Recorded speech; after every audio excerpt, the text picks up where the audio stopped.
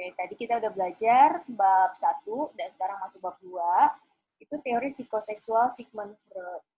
Nah, ini fase oral, lahir sampai, ingat-ingat ya, nanti di akhir ini, nanti saya akan ada kuis. Siapa yang bisa menjawab, gitu. Berarti kalian menyimak. Ada 5 fase. Yang pertama itu fase oral, lahir sampai usia 12-18 bulan. Seperti yang tadi saya jelaskan, kalau aktivitas yang utama di fase ini adalah melibatkan mulut. Jadi sumber utama kenyamanan adalah mulut. Dan di sini adalah fase dependennya, perasaan dependen atau menekat sama ibu. Ya, jadi di sini anak kalau proses sapi atau bahkan ada anak yang sejak lahir tidak disusui sama sekali sama ibunya, dikasih susu sufor ya, susu formula, itu pasti akan beda.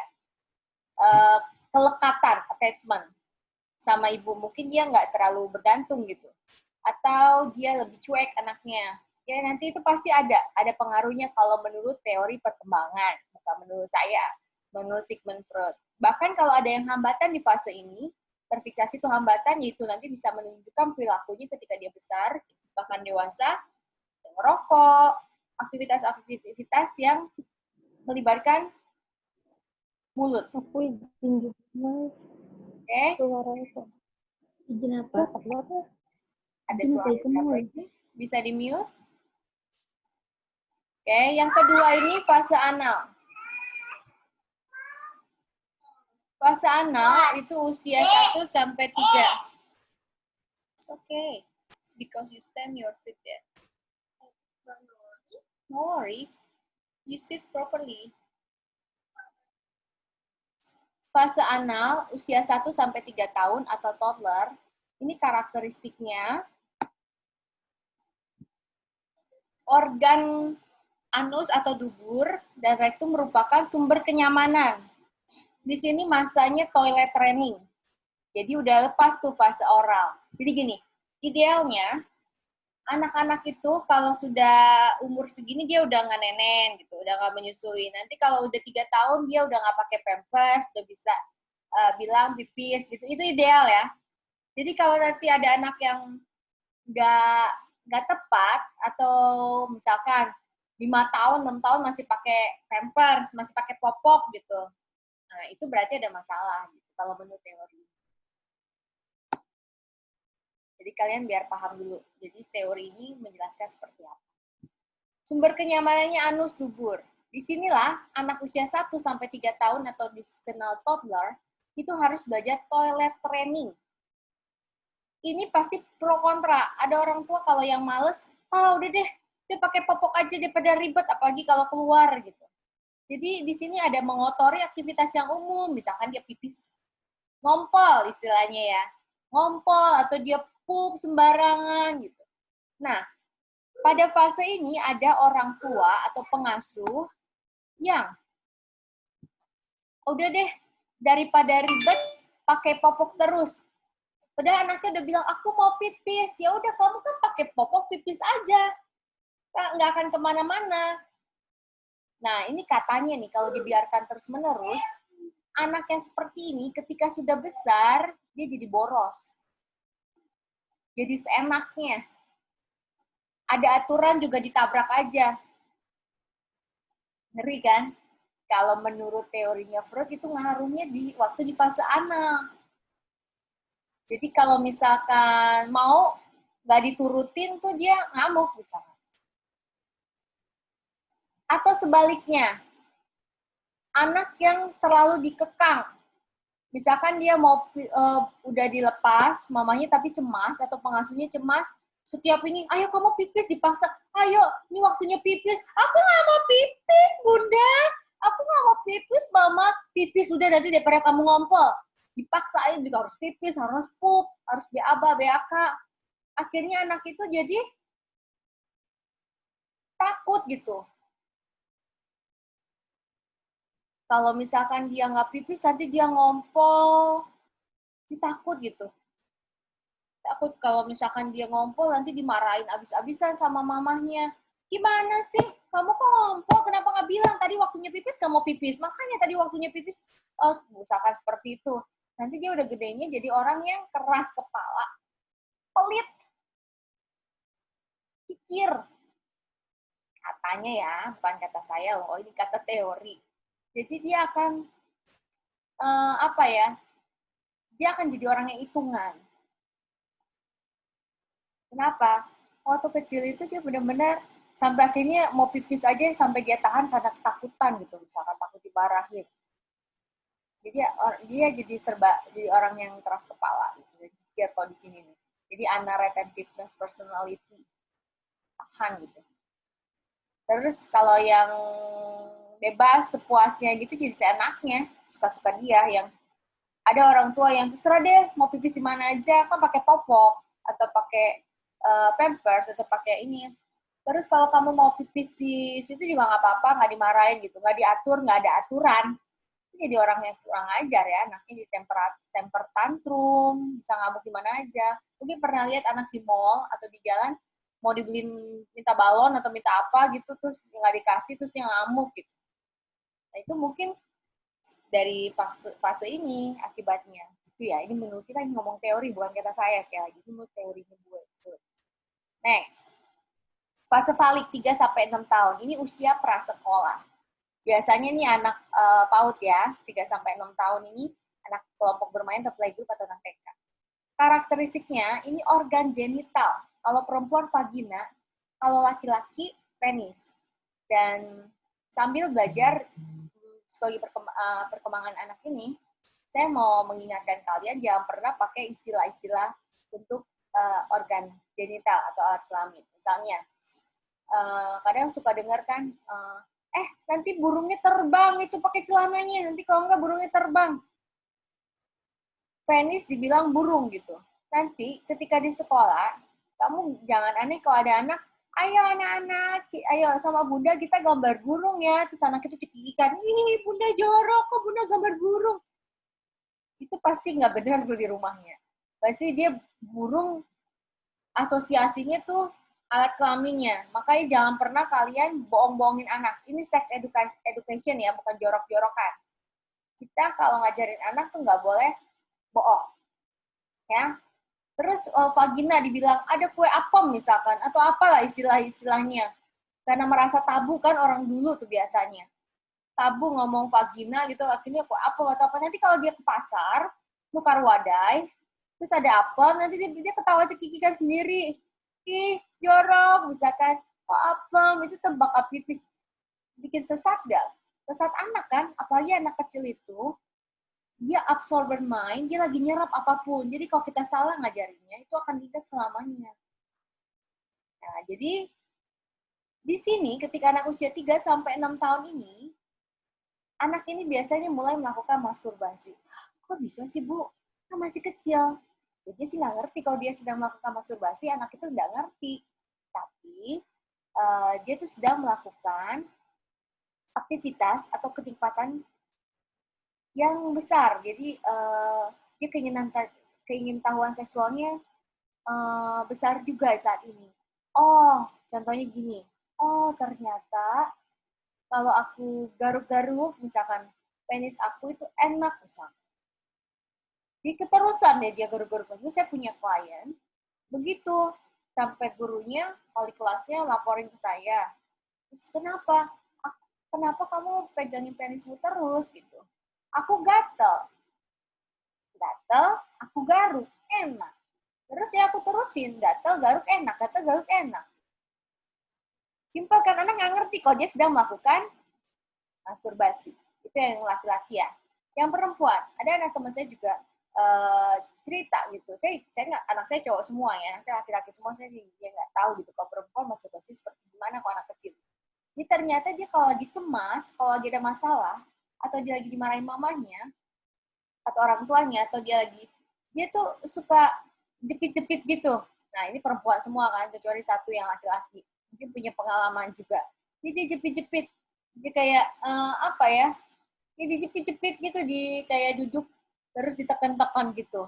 Ternyata, dan enak, ternyata dia sedang melakukan masturbasi. Di sini kalau dibiarkan terus, anak juga bisa mengalami kompleks Oedipus atau kompleks Elektra. Apa itu kompleks Oedipus? Apa itu kompleks Elektra? Jadi, anak-anak ini, misalnya, kalau dia misalkan dia lagi nyaman gitu dengan organ genitalnya. Kadang kita udah diingetin gitu, terus kita marahin, kalau kamu pegang-pegang nih, oke, bikin dia trauma gitu, itu bahaya. Nanti kalau anak itu trauma, dia malah jadi, nanti gedenya malah dia nggak berani, jadi apa ya, jadi nggak berani berhubungan seksual, padahal sudah menikah misalnya.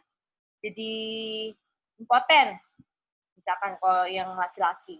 Jadi ini hati-hati bener di sini nih, di fase setiap perkembangan anak waktu kecil, kok bisa ya ada pengaruhnya, ya nggak tahu. Ini bukan, sekali lagi, ini menurut teori, bukan menurut saya. Jadi, Oedipus kompleks itu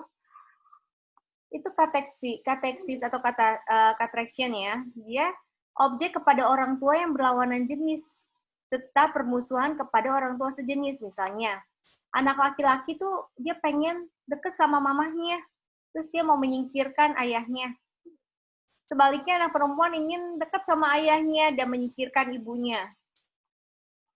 Itu nih, umur 3-6 tahun. Contohnya anak saya laki-laki gitu.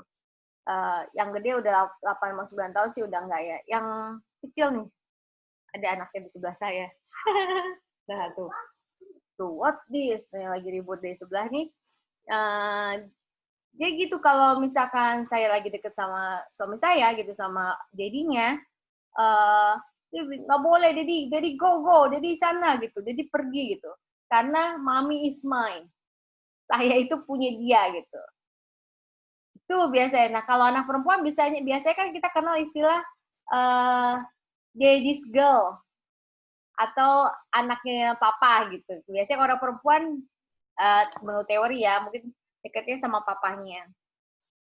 Jadi awal-awal tuh pas lagi fase oral, dia kan mau anak laki-laki mau perempuan dekat sama ibunya. Tuh waktu di awal. Tapi nanti dengan perjalanannya, mereka udah mulai kayak gitu nih, usia 3-6 mulai tertarik dengan orang tua yang berlawanan jenis sama dia. Gitu. Jadi, pada anak laki-laki itu saingan sama bapaknya atau ayahnya ketat tuh. Ini menurut teori ya, ini saya lagi dongeng lagi. Jadi, akibatnya anak bisa cemas. Cemasnya apa? Kalau ayah memakai kekuasaannya untuk memenangkan persaingan tersebut, merebut ibunya. Dia cemas kenapa? Penisnya akan dipotong oleh ayahnya. Gejala ini disebut cemas dikebiri atau castration anxiety. Kok bisa ya? Ya ini sangat klinikal ya, sangat klinis. Jadi ini teori ini ya menurut Freud. Sekali lagi, setuju atau nggak setuju, kita lagi belajar teori ya. Nanti menurut teori bapak yang lain atau bu yang lain mungkin beda. It's okay, kita lagi belajar yang sekarang Sigmund Freud. Jadi kecemasan inilah yang kemudian mendorong laki-laki mengidentifikasikan diri dengan ayahnya. Begitu, karena takut. Akhirnya misalkan yang laki-laki sebenarnya maunya sama ibunya. Tapi karena takut tuh, jadi akhirnya dia sama ayahnya.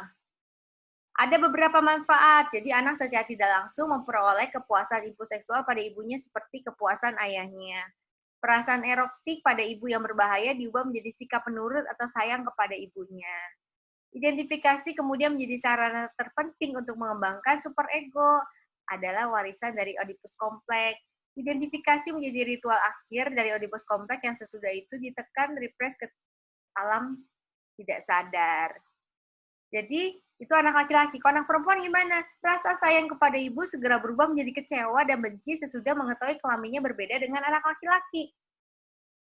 Ibunya dianggap bertanggung jawab terhadap kastrasi kelaminnya, sehingga anak perempuan ini mentransfer cintanya kepada ayahnya yang memiliki organ berharga yang juga ia ingin milikinya. Tapi, perasaan cinta itu bercampur dengan perasaan iri penis envy. Baik kepada ayah maupun laki-laki secara umum. Tidak seperti pada laki-laki, Oedipus kompleks pada wanita tidak direpres, cinta kepada ayah tetap menetap walaupun mengalami modifikasi karena hambatan realistik pemuasan seksual itu sendiri.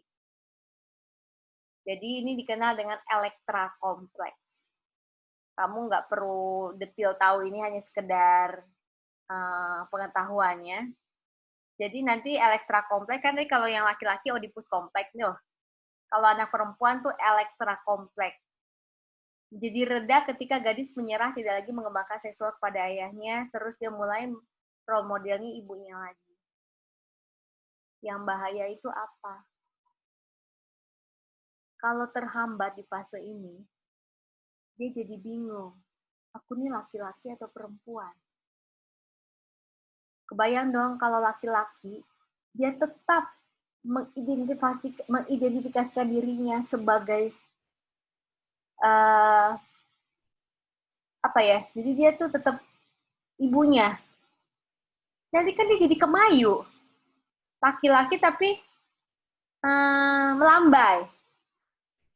Atau ada anak perempuan yang kalau ininya nggak sukses nih di fase valiknya, dia jadi tetap mengidentifikasikan dirinya sama si bapak. Akhirnya jadi apa? Tomboy.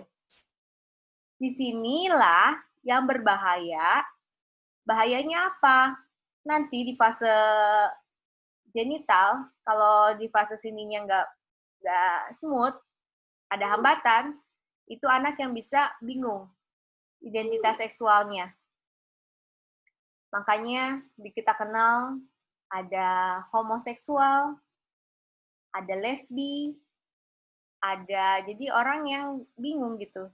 Bahkan ada yang sampai operasi kelamin dan sebagainya. Itu menurut teori Freud itu ini ada masalah di fase valik. Oke. Fase latensi. Ini usia 6 sampai 12 tahun atau masa sekolah. Nah, di masa ini masanya dia tenang. Kenapa? Mereka tuh udah nggak mikirin seksual lagi. Kenapa? Karena sibuk belajar. Jadi energi digunakan untuk aktivitas fisik dan intelektual. Jadi udah nggak terlalu bergejolak seperti fase sebelumnya. Anak juga mungkin terikat dalam aktivitas erogenus, perasaan erotik dengan teman sebaya yang sama jenis kelaminnya.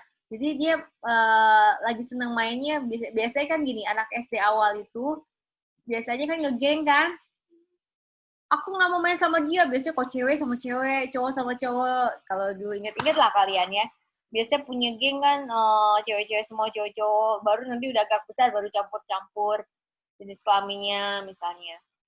Konflik yang tidak diatasi pada masa ini dapat menyebabkan obsesif dan kurang motivasi diri. Jadi kalau anak yang bermasalah di fase latensi ini, nanti dia jadi kurang motivasi. Jadi energinya yang semestinya buat berkarya, buat beraktivitas, buat belajar, dipakai buat hal yang nggak penting. Misalnya gini, saya punya klien dulu, anak SD, dia masih sibuk, masih belum beres tuh fase sebelumnya fase valik. Jadi dia masih suka masturbasi. Jadi guru itu dia kelas 2 apa kelas 1 SD? Saya lupa, kelas 2 SD kalau nggak salah. Jadi dia dikirim ke ruangan saya, waktu itu saya di Bandung ya. Kirim ke ruangan saya,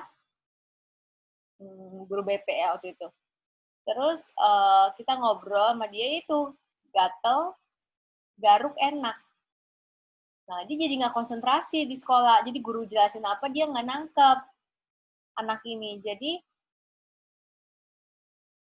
apa ya, jadi kurang motivasi diri. Karena energi yang selalu coba belajar, jadi habis buat memuaskan keinginan seksualnya. Gitu. Makanya kita sebagai calon guru dan calon orang tua harus peka terhadap keadaan anak-anak kita masing-masing ya. Oke, next ini fase genital. Di fase genital ini 13 tahun ke atas sampai pubertas. Yang jadi pusat kenyamanannya adalah genital atau alat kelamin. Di sini anak udah mulai kalau perempuan udah menstruasi. Terus kalau laki-laki sudah mimpi basah. Jadi sistem endokrin memproduksi hormon-hormon yang memicu pertumbuhan tanda-tanda seksual sekunder. Kayak ini tadi ya. Udah puber lah bahasanya, udah muncul buah dada, suara, rambut, dan lain-lain itu kalau laki-laki ya. Mengalami kepuasan melalui hubungan cinta heteroseksual. Ini kalau yang fase paliknya aman, smooth, jadi akan jatuh cintanya sama yang beda jenis kelamin atau heteroseksual tanpa diikuti dengan perasaan berdosa atau perasaan bersalah alami, udah mulai naksir, udah mulai pacaran mungkin. Jadi pada awal fase sering terjadi emosi yang belum matang, biasalah ababil kan, makanya ada istilah ababil, nggak stabil dia. Kemudian mulai berkembang kemampuan untuk menerima dan memberi cinta. Belajar ini proses-prosesnya, mulai, kalau cewek udah mulai naksir kalau ngelihat anak cowok misalkan lagi main di lapangan basket, wih keren gitu, wih misalkan. Atau lagi anak band, misalkan biasanya udah mulai tuh ngeceng-ngecengin, sama gak istilahnya? Kalau zaman saya tuh ngecengin istilahnya kalau kita lagi ada yang diincar gitu, cowok atau cewek. Nah ini, di fase ini. Kalau nggak ada masalah itu wajar, naksir-naksir itu wajar, ya. Nah, yang nggak wajar apa? Kalau ada masalah di fase palik tadi, dia kok mulai sukanya, dia pasti ada konflik tuh. Kok aku sukanya sama, kok Joko sukanya sama Anwar gitu. Kok Butet misalkan sukanya sama Siti misalkan, sama-sama, jadi yang sama sejenis. Nah ini biasanya mereka di sini lagi bergejolaknya kalau ada masalah konflik-konfliknya. Oke, jadi setelah belajar ini kalian dapat informasi berharga, meskipun bisa dipercaya atau enggak, namanya juga teori. Tapi kalau saya ngerasa ada yang benernya juga, tapi nggak 100% gitu. Tapi ya kita, kalau saya pakai ini buat patokan apa? Oh berarti kalau kita menyusui, berarti harus sampai 2 tahun maksimal. Nanti kalau training maksimal, ini loh yang buat patokan kita sebagai guru atau sebagai orang tua, ini yang kita pakai atasnya ini. Patokan berarti 3 tahun tuh anak udah nggak boleh pakai popok lagi. Dia udah belajar toilet training. Nanti 3-6 nih masa prasekolah, jadi udah harus diingetin, harus ada kesibukan. Kenapa kalau nggak sibuk nanti dia main sama organ genitalnya. Puas-puasin main di fase latensi ini, masa sekolah juga kita awasin terus. Mereka aktivitasnya produktif atau enggak. Dan fase genital. Oke, sampai di sini. Gimana? Seru gak? Seru, Bu. Seru. Jangan tidur ya, saya dongengin. Seru. Oke, kita lanjut lagi. Sekarang kita mau masuk ke teori kematangan atau maturational theory. Kalau kita ngomong teori kematangan, tokohnya nih Arnold Gesell. Kemarin waktu presentasi kayaknya ada disinggung ya, Gesell ini. 1880 sampai 1961. Prinsip-prinsip perkembangan menurut teori kematangan. Pertama, perkembangan membentuk pola tertentu. Jadi, maksudnya apa? Fungsi contohnya gini. Kalau bayi, pertama fungsi penglihatannya emang bayi lahir dia langsung bisa ngeliat mamahnya. Enggak ya. Kamu jangan GR. Kalau disenyumin bayi gitu, misalkan bayi baru lahir, terus senyum, kamu jangan GR. Dia lihat gue senyum gitu, GR. Dia emang suka sama aku gitu. Jangan GR dulu. Dia mah senyum memang senyum aja, tapi bukan berarti dia udah ngeliat kita gitu.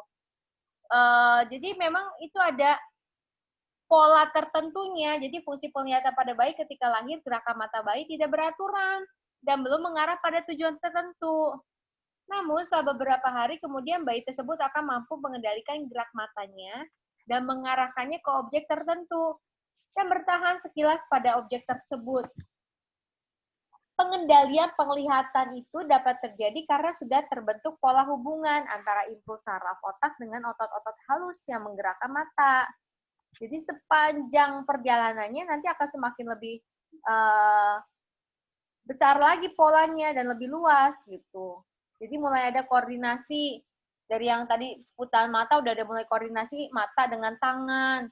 Apalagi nanti anak udah mau menulis kan ada koordinasi mata dengan tangan yang harus ini kan, hand-eye coordination. Atau nanti mulai anak mau main bola, udah ada koordinasi mata, tangan, kaki, semuanya kan pas olahraga. Itu ada polanya tertentu. Yang kedua ini, jalinan hubungan timbal balik. Jalinan hubungan timbal balik. Jadi manusia tuh dibangun berdasarkan bilateral. Bilateral tuh artinya apa? Hubungan timbal balik. Ada kedua belah pihak. Misalnya, dua belah otak. Otak kita nih ada dua belah otak kan? Kalau belajar biologi, ingat-ingat dulu. Dua mata, dua kaki. Kebayang nggak sih kalau kaki kanan, kaki kiri nggak kompak? Aku mau ke kanan aja, aku mau ke kiri aja. Bingung nggak kamu jalannya? Coba deh, kamu coba tangan, misalkan nih, kayak Sonia tuh lagi pegang hijabnya kan gini. Tangannya kompak kan? Coba, kalau tangan kanan mau pegang hijab misalkan, tangan kiri mau ke sana, bingung kan? Mana-mana yang dipegang. Itulah makanya kalau menurut teori kematangan ini, ada hubungan yang timbal balik gitu. Jadi pada proses perkembangan di mana dua tendensi bersatu membentuk organisasi yang efektif. Jadi kalau dulu misalnya anak pakai satu tangan aja belum bisa dua, nanti lama-lama dia bisa dua tangan. Kayak kalian makan, biasanya makan cuma bisa mau garpu, mau sendok, mau pakai cuma satu tangan, akhirnya bisa pakai garpu sendok. Kayak gitu. Itu berarti sudah matang gitu organ-organnya juga ya. Fungsi asimetris. Asimetris misalnya apa? Posisi berbaring ketika bayi. Pada saat berbaring, bayi lebih menyukai kepalanya menengok ke samping kanan atau kiri saja. Ya enggak? Atau kalian juga gitu. Ada gak ya di sini yang tidurnya masih sukanya satu posisi aja. Nah, gitu. Bayi juga dulu gitu. Biasanya kalau dia kanan, makanya orang kadang, udah jangan begitu terus nanti palanya peyang. Atau nanti ini, makanya orang tua yang sibuk ngaturin gitu kadang tidurnya gimana. Karena memang itu ya fungsi asimetrisnya. Jadi dia bisa nengok secara otomatis akan membentuk postur refleks leher tonik. Itu nanti kalian akan belajar juga di perkembangan 2. Misalkan kalau bayi itu perkembangannya apa aja, dia dari refleks dulu gitu. Kalau perkembangan 1 ini kita akan belajar teori dulu. Terus ada pengaturan diri. Pengaturan diri ini mekanisme perkembangan secara intrinsik sangat kuat sehingga organisme akan dapat mengembangkan diri sendiri. Bayi udah mulai tahu kapan dia lapar, kapan dia ngantuk, kapan dia waktunya makan, waktunya tidur gitu.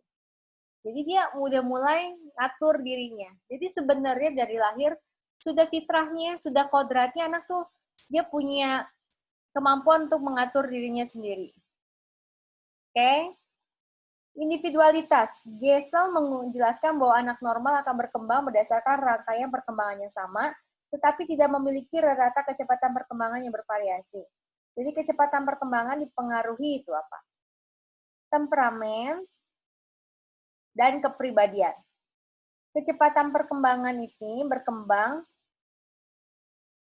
berdasarkan kecepatan perkembangan tersebut. Misalkan Gesell membagi orang-orang menjadi 3 kelompok yang berdasarkan kecepatan perkembangan. Dia bagi 3 kelompok orang yang berkembang secara perlahan-lahan, kelompok yang berkembang secara cepat, kelompok yang berkembang tidak beraturan. Maksudnya apa? Kalau kelompok yang berkembang secara perlahan-lahan nih, jadi gini, setiap orang tuh unik. Nah, kalau menurut si Gesell uniknya gimana? Jadi dibagi 3 tuh. Ada kelompok yang berkembang secara perlahan-lahan, karena ini kita kan lagi teori kematangan ya. Kelompok ini akan ditandai secara umum bersikap lebih tenang, pelan, mampu menunggu, jarang marah, serta bijaksana. Terus ada kelompok yang berkembang secara cepat, biasanya ditandai dengan cepat, gembira, cerdas umumnya, cerdas dan pandai. Kelompok yang berkembang tidak beraturan, biasanya ini emosinya bisa berubah-ubah, cepat gitu, ntar marah, ntar ketawa, ntar sedih, ntar senang, dan kurang tahan untuk menunggu, nggak sabaran.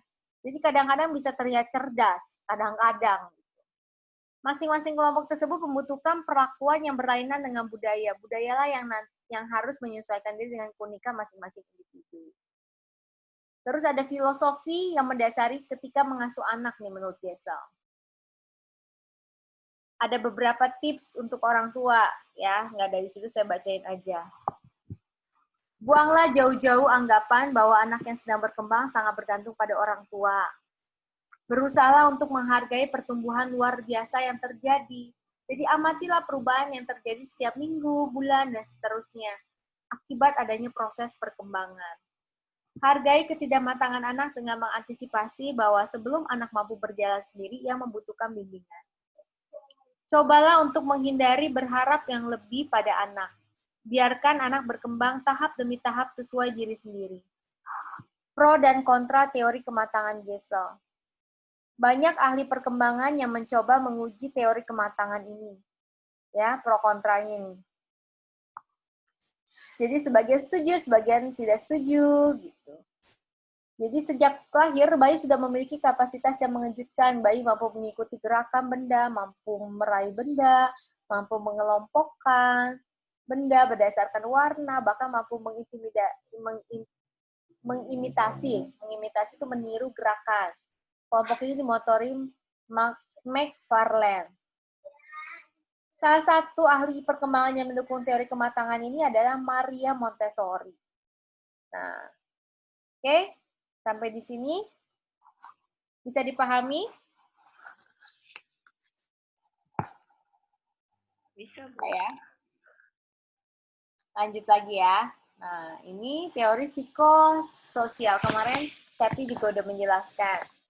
Teori psikososial Erik Erikson, atau bahasa Inggrisnya Erikson Psychosocial Theory, ini dikenal dia teori kepribadian. Salah satu teori kepribadian terbaik dalam psikologi. Jadi seperti Sigmund Freud, Erikson percaya bahwa kepribadian berkembang dalam beberapa tingkatan. Tadi Freud itu, Sigmund Freud ada 5 tingkatan. Ada fase oral, fase anal, fase falik, fase laten, fase genital. Nah, di Erikson ini ada 8 fase, 8 tingkatan. Salah satu elemen penting dari teori tingkatan psikososial Erikson adalah perkembangan persamaan ego. Persamaan ego itu adalah perasaan sadar yang kita kembangkan melalui interaksi sosial. Jadi, menurut Erikson, perkembangan ego selalu berubah berdasarkan pengalaman dan informasi baru yang kita dapatkan dalam berinteraksi dengan orang lain. Erikson juga percaya bahwa kemampuan memotivasi sikap dan perbuatan dapat membantu perkembangan menjadi positif. Inilah alasan mengapa teori Erikson disebut sebagai teori perkembangan psikososial. Kenapa? Psikososial. Kalau kita dengan kata sosial pasti ada interaksi kan? Makanya teori ini disebut teori psikososial karena ada interaksi dengan orang lain, itu juga mempengaruhi. Oke. Erikson ini memaparkan teori ini melalui konsep polaritas yang bertingkat atau bertahap. Ada 8 yang tadi saya sebutkan ya. Setiap tingkatan dalam teori Erikson berhubungan dengan kemampuan dalam bidang kehidupan. Jika tingkatannya tertangani dengan baik, sama kayak Freud tadi ya, orang itu akan merasa pandai. Tapi jika tingkatan itu tidak tertangani dengan baik, orang itu akan tampil dengan perasaan tidak selaras. Jadi dalam setiap tingkat, Erikson percaya setiap orang akan mengalami konflik atau krisis yang merupakan titik balik dalam perkembangan. Erikson berpendapat konflik-konflik ini berpusat pada perkembangan kualitas psikologi atau kegagalan untuk mengembangkan kualitas itu. Jadi selama masa ini, potensi pertumbuhan pribadi itu meningkat. Begitu juga dengan potensi kegagalan. Ya, jadi itu tuh sejalan bareng.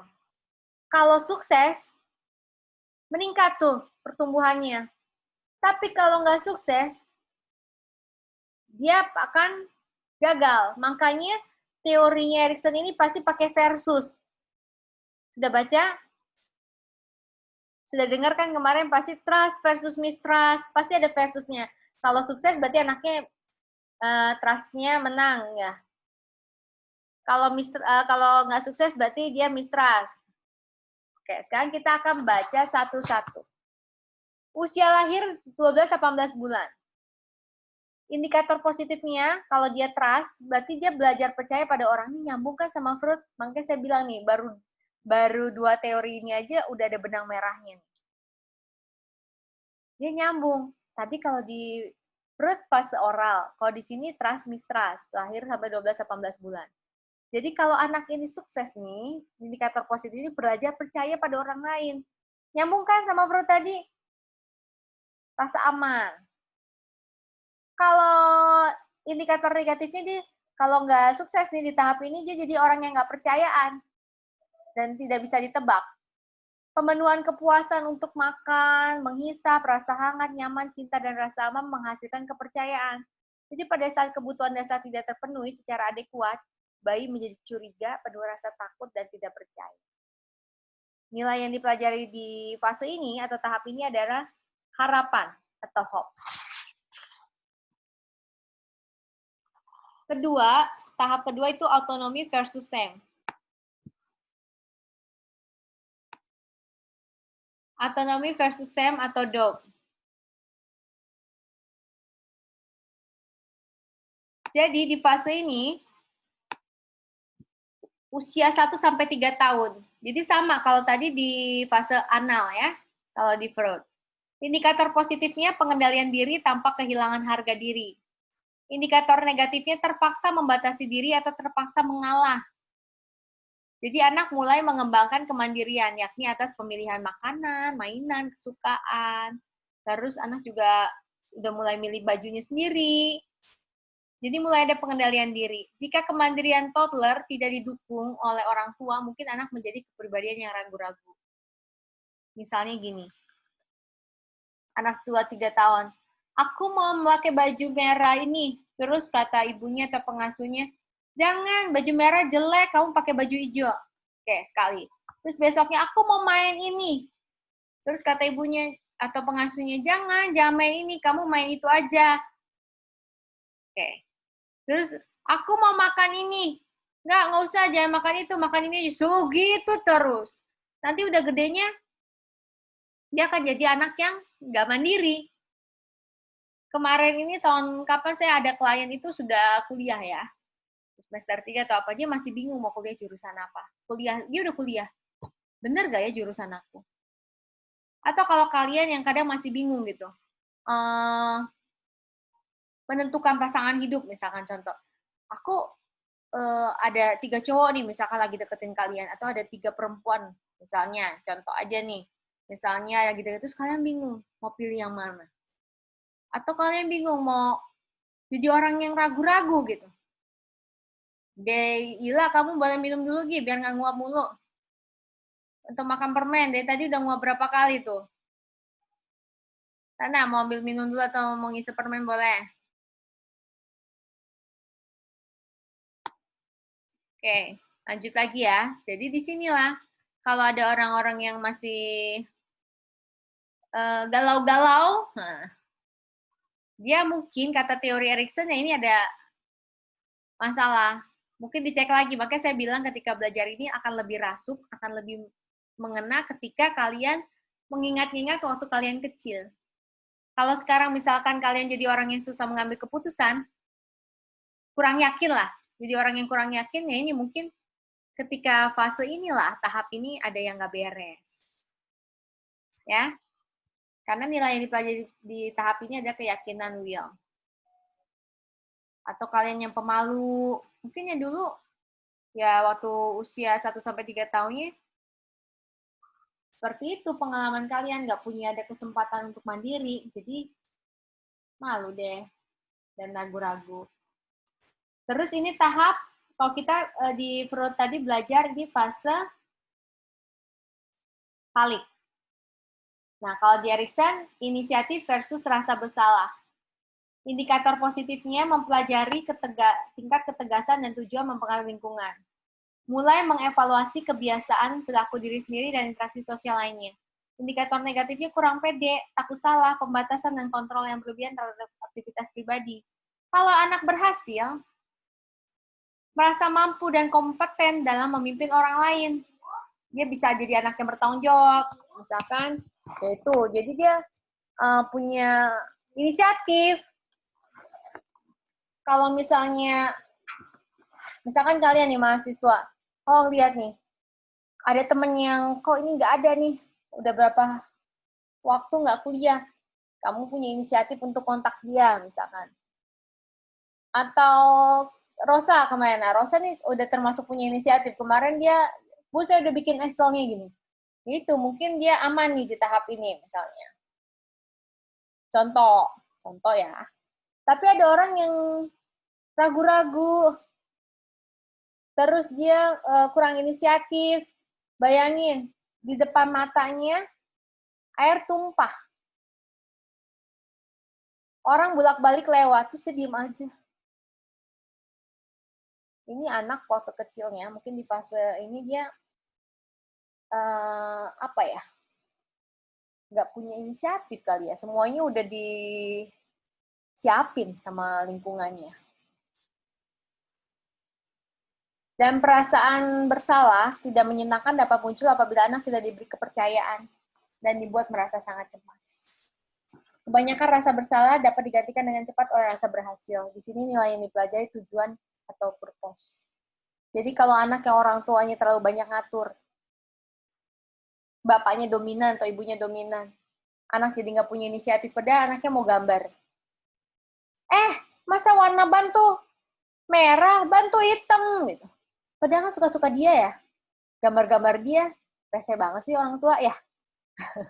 Kan kasarnya gitu kan, dia yang gambar, dia mau gambar apa aja terserah dia dong. Kalau mama papanya mau ikut campur ya gambar sendiri, gitu kan mestinya. Tapi kan banyak orang tua yang suka lupa gitu. Terlalu intervensi, terlalu banyak intervensi sama anak gitu. Jadi anak kurang inisiatif tuh nanti gedenya. Ngeri kan? Jadi memang di sini pengaruh lingkungan sangat besar dalam perkembangan anak ya. Industri versus inferiority, tekun versus rasa percaya diri.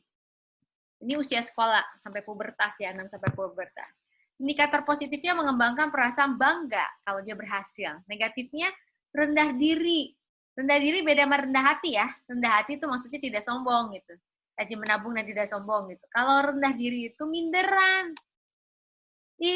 Siapa yang mau jadi komti? Kamu aja lah, kamu aja lah, kamu aja lah. Padahal dia sebenarnya mampu, tapi nggak pede gitu.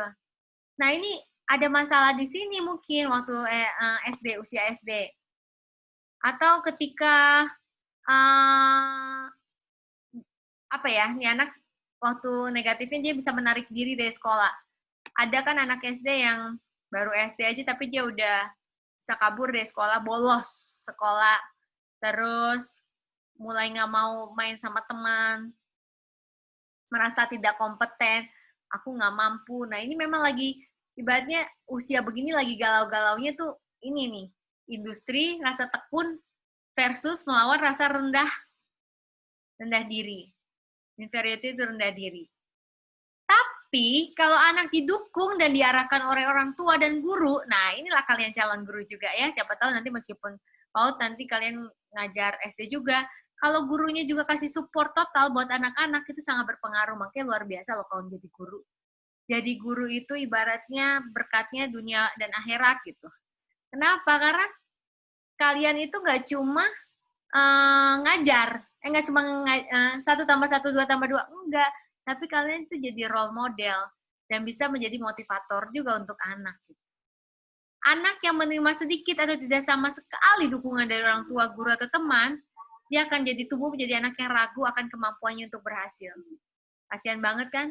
Anak di sini, anak usia ini dipengaruhi guru dan sekolah.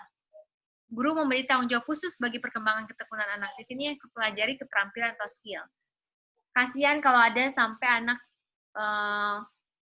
ngerasa, jangan sampai di sini ada ya, jangan sampai kalian merasa aku tidak mampu apa-apa, aku nggak pinter, aku nggak berguna. Jangan sampai merasa kayak gitu ya. Kalaupun ada yang merasa, langsung dilawan. Kalian tuh berharga. Bisa sampai hidup sekarang itu semua karena anugerah.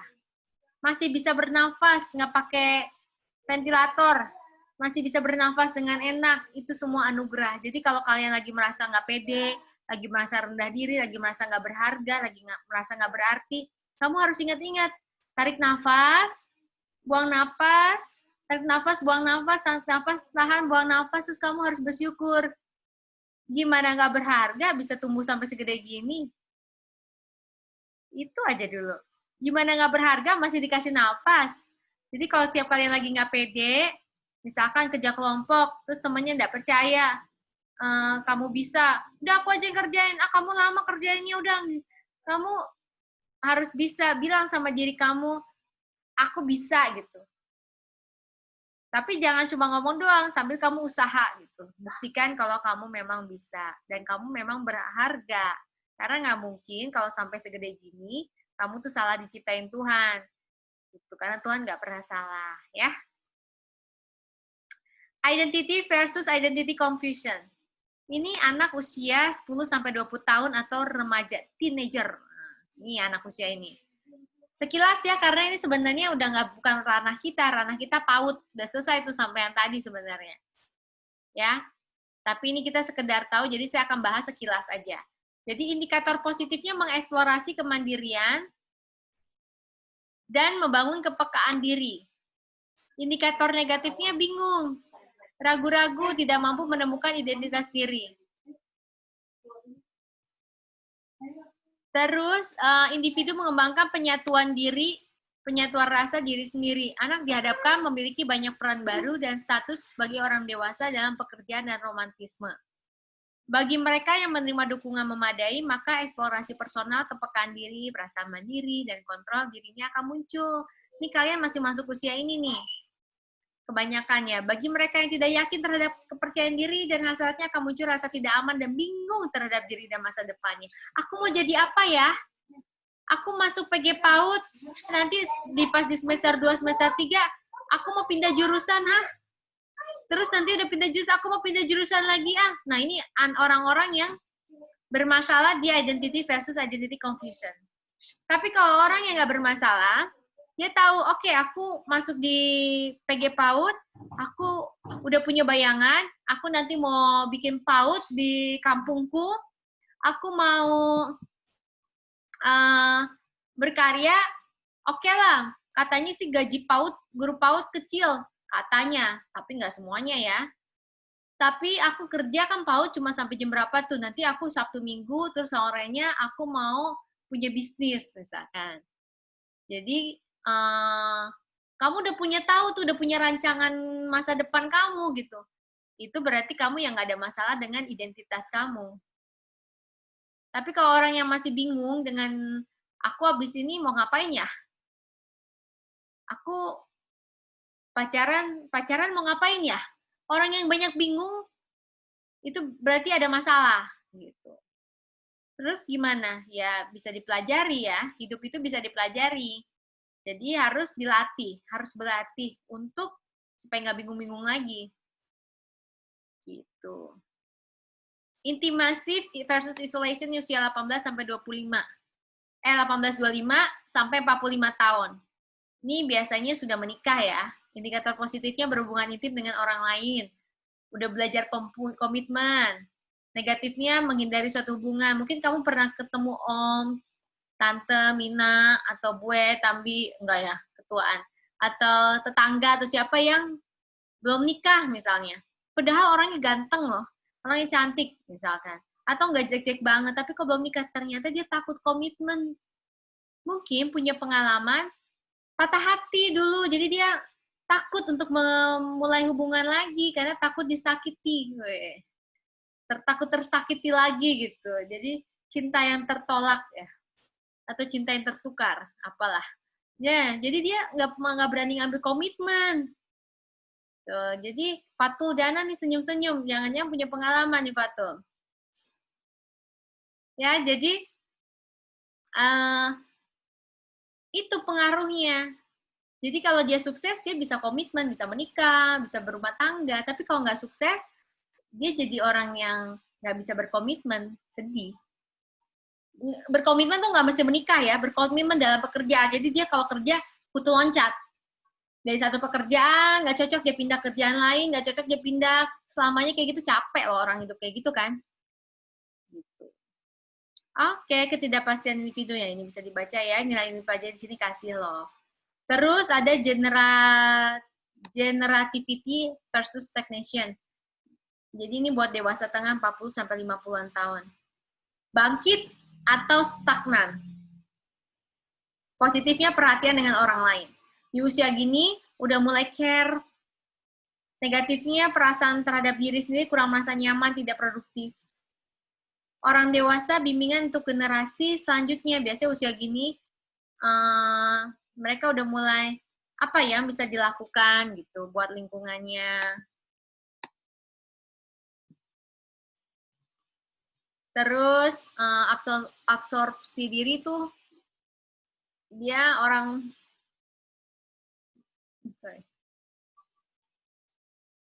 dewasa akan direnungkan dengan kesejahteraan pribadi dan peningkatan materi. Biasanya usia-usia gini udah mapan ya. Biasanya. Mapan tuh bukan berarti kaya, tapi maksudnya udah punya pekerjaan pasti. Kalau usia segini masih pindah-pindah kerja, masih gonta-ganti pasangan, berarti dia memang ada masalah dari fase sebelumnya gitu. Di sini care, nilai yang dipelajari. Terakhir, integrity versus despair. Integritas versus putus asa, dewasa akhir. Nah, mungkin kalian punya Tambi, Bue, atau Mina, atau Om, atau siapapun yang usia segini misalnya. Terus kerjaannya marah-marah mulu. Kerjaannya Jaka aku misalkan. Jaka dulu kada begini. Jaka pokoknya menyesali aja. Nah, itu berarti dia masuknya despair nih. Tapi kalau usia segini, dia kan biasanya usia pensiun. Ayo Ding, ayo Cu, misalkan. Ayo kita ke kebun, kita piknik, kita apa. Jadi dia sambil menceritakan, nanti kamu kuliah yang benar, jadi guru, bagus itu, nanti kamu ngajar, kamu bisa sambil ngurus anak, enak itu, misalkan. Semua ngomongnya positif, itu berarti dia sudah punya integritas, menua dengan bahagia. Ya, semoga kita di sini semuanya bisa menua dengan bahagia dan sehat ya. Kenapa? Nah, untuk supaya kita bisa menua dengan bahagia dan sehat, kita harus nabung dari sekarang. Gitu. Dari sekarang saya sama kalian bedanya berapa dekade ya. Gitu. Nilai virtu atau yang dipelajari di sini ada kebijaksanaan atau wisdom. Nah, seru kan? Nggak berasa, udah mau jam 12. Dan kalian tahu, saya offin dulu nih. Oke, hari ini kita sudah belajar 3 tokoh besar. Siapa aja? Sigmund Freud. Terus kedua siapa? Gesell sama Erikson. Erikson. Oke. Sama Erikson. Oke. Minggu depan libur, kalian pakai untuk benar-benar menyiapkan materi bab 3. Ya, materi bab 3 kamu siapin, nanti yang presentasi kalau bisa sebelum presentasi kamu kasih ke semua kelompok lain. Jadi kelompok lain udah belajar buat makalah dan PPT. Kalau yang kemarin kelompok pertama belum bikin makalah, bikin ya. Bikin makalahnya Indri dan teman-teman. Ya, lumayan lah, Kak. Bikin makalahnya, PPT-nya juga nanti saya agak serius ngikutin. Kalian bisa posting di situ. Hari ini. Dan teman-teman juga bisa lihat. Itu bahan kalian untuk memperkaya untuk kalian belajar, ya. Tanggal berapa kita yang UTS? Apa UTS? Udah ada yang mau UTS, kah? Ayo, kamu mau UTS besok, kah? Abu. Ada yang nantang udah mau UTS aja. Belajar dulu, tadi aja kuis belum semua yang jawab. Ya? Yang belum pernah merasa jawab kuis, belajar lagi nanti setiap akhir. Jadi kan Rabu 2 minggu lagi, kalian presentasi. Kamisnya saya ngajar lagi. Setelah itu nanti kita ada kuis. Mungkin kuisnya akan satu-satu, terserah saya bentuknya apa, lisan atau tulisan. Nanti kita atur, kemudian yang penting belajar dan bisa mendadak ya. Jadi baca terus. Oke, kalau gitu selamat siang, selamat beraktivitas, tetap sehat ya.